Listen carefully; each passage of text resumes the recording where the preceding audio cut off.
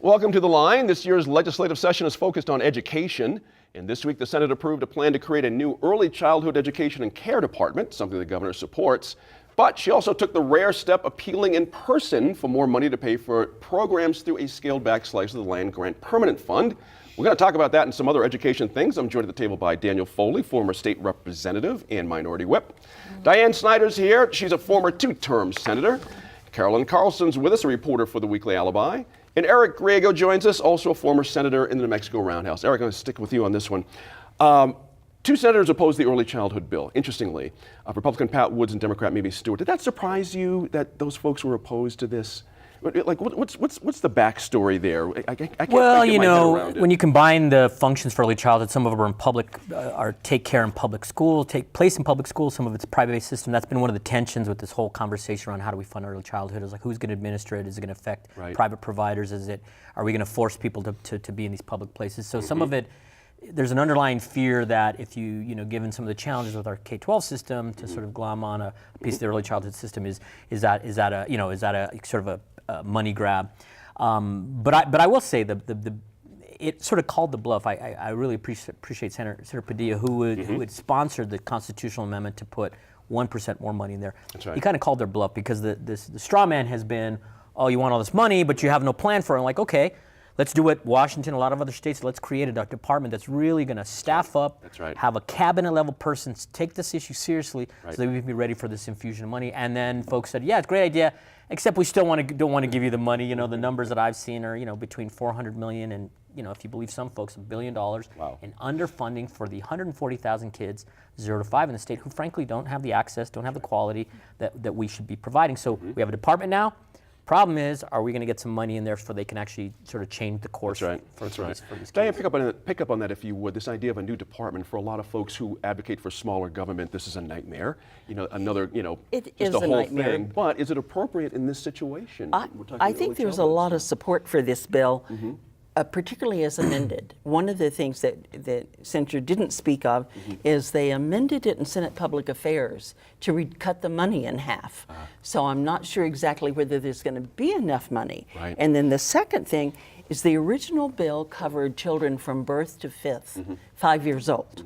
Not 5th grade, but 5 years old. And right now, 4-year-olds are under the Public Education Department.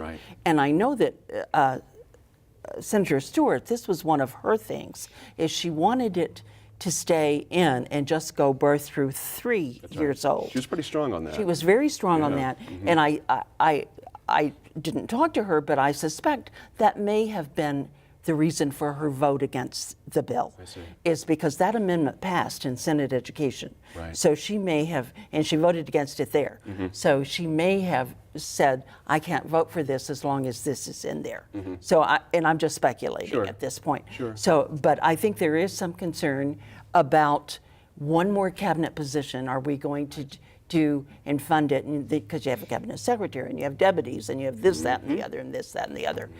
Then the organization of it is, how do you take out all of these pieces and put it into, because you're taking from public education, you're taking from health, you're taking from wherever Medicaid is. When you're talking, so it's not an easy thing to do. And I do admire Senator Padilla for all the work he's done on it. I'm just not sure that everybody's convinced this might not be the right way to go at this time. But with that said, there's still been overwhelming support from the conservatives. Isn't that interesting? Isn't that? Yes. Well, I think everybody is in agreement that we have to do something for our children. How is the question, Carolyn? Isn't it? Sorry about that. And the idea, again, I'm sticking on this thing of a new cabinet position. We have to have advice and consent. There's all the kind of things that have to machinations to get there. But there's a certain logic to it, though, isn't there? If we're going to get kids kind of squared away here, why not put it all under one roof? We have experts there, research, all the things that goes with a cabinet position. Would the public agree with that? That's an interesting part of it too. The public could also just see it as more bureaucratic BS in a way. If you're a mom and you got 3 kids and they're of this age group, what is it really going to mean to them? Right now, it's just a bunch of jibber jabby. It really is to the person on the street. I agree. It is. But at least the conversation is starting, and we do have a problem with our education system. I mean, we have the Singleton rule that just came out. We have, we're bottom of the barrel. So, I mean, I think if we can keep a lot of the bureaucracy out of it and just actually focus on the kids. But isn't that the opportunity with a brand new department, is not to make hope. mistakes from the past, right? You hope, right. But this would be the 23rd that's cabinet right. secretary in New Mexico, Dan. A 23rd. That's, you know, I ask the same question. Is it appropriate or is it not appropriate to do this? Absolutely asinine to do that. I mean, we have a Department of Education. We can, I mean, that's where all the stuff, good, right, wrong, or indifferent, has been. If you're going to do this, it's an education process. I mean, what you're going to create now is you're creating another fiefdom. You're going to have people fighting over their land grab. You know, you're going to wind up, what we've done historically in New Mexico is create a new bureaucracy, and at the end of the day, you wind up somehow 50-60% of the funding never makes it out to where it needs to go. So, I mean, you know, the answer shouldn't be let's create a new department. The answer should be let's get the right people in place within the department that's been working with kids, working with individuals, and the other thing, Is there not a fresh start? no, there's Sort no. of a Yeah, there's always benefit. Gene, to there's always doing a this? fresh start. Just like there'd be a fresh start here if we built a brand new building and moved everybody over there. But there's a cost to doing that, and so that you have to take the cost from something. Right now, if there's truly this need to get services out to these to kids and families, the last thing you want to do is take the bill, slice off 50% of it, and say we got to pay salaries, we got to rent buildings, we got to buy cars, we got to train all these people up. You could take these individuals and look. There's a reason, and this is a unique opportunity. If this is an issue that the folks believe in, the lieutenant governor could play a very key role in this, right? Because you do have CYFD, you got health, you got human services, you got education. You know, maybe this could be the avenue where the lieutenant governor steps in and says, look, I'm going to be the liaison for early childhood education. And, you know, create a legislation that says here is finally a responsibility other than just presiding over the Senate when they're in session. Here's an case something actual goes wrong with job. the government. Right. Here's an That's actual right. job. So I just want to add to that. You know, why would so many conservatives vote for it? Because I do think, and the rubber hits the road, is are we going to fund? The bottom line is, are we going to stop the talking and how much we all love kids and I'm pro-kid? Are we actually going to put our money where our mouth is? And that's been the central question that, frankly, some folks in the Democratic Party, John Arthur Smith, primary among them, and most of the Republicans, like, we love kids. How about we create a department? Like, yeah, that'll show that we did something. I almost feel like it's sort of Like passing a memorial. cynical politics. Gotcha. Having said that, if you did both, if you said, okay, we got to have the infrastructure, and you don't create a bunch of new positions, but you sort of take some of the folks who are all dispersed among That's right. 4 or 5 4 agencies, agencies, that's you right. put them in one place. Yeah, you have to put a cabinet person, but you get a serious person who might be at the deputy level at PED, at Public Education Department, someone who has a real track record on this, and said, like, your job is to make sure we create a system that's worthy of the funding that we're going to put into it and do a real serious job. I think that's the argument.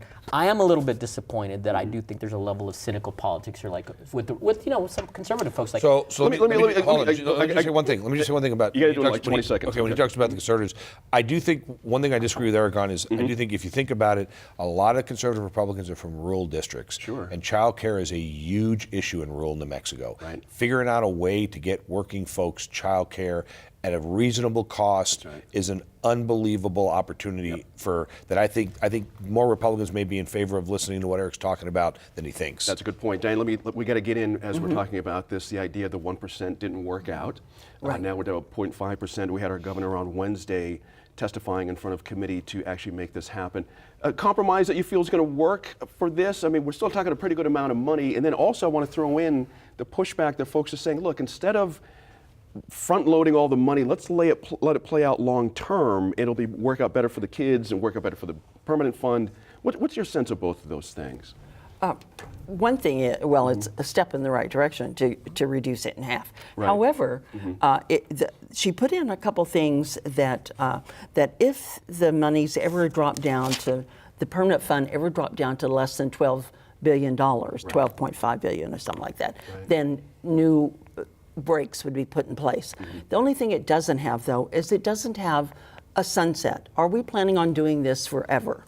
I think if there was a sunset included, just like we did with the teacher raises, we gave it 10 years. Let's see if it's going to work. Okay. Let's see if it's going to work. If this is going to work, Right. then it's just a renewal of it. Interesting point. Carolyn, you know, the public is hungering for something. Eric touched on this a little bit earlier. There's a real want out there for this kind of thing.